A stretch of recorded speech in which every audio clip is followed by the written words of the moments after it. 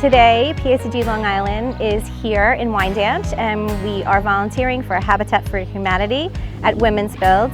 We have 15 volunteers here, and we are helping to build fences. We're doing sheetrock, and we're moving soil. We're so excited to do this, me personally, because we're going to definitely be helping a family in need. So this is a wonderful opportunity for our volunteers.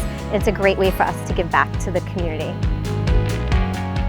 But I grew up as a child. I remember riding my bike through this neighborhood, and to see the transformation and to be a part of that transformation makes me feel proud. And I'm happy to be here today representing PSEG Long Island and the Women's Network. What I love most about being a PSEG Long Island employee is that we do give back to the community in so many different ways. And this is just another opportunity that we have to be out in the community showing our dedication to our customers as well as the people that really live here as well as work here. So we're part of a wholesome group here. It's a great event. These families are so deserving of these houses, and it's wonderful for us to give back to our community and to be able to help them. Oh, the importance is just, it's such an impact for the community.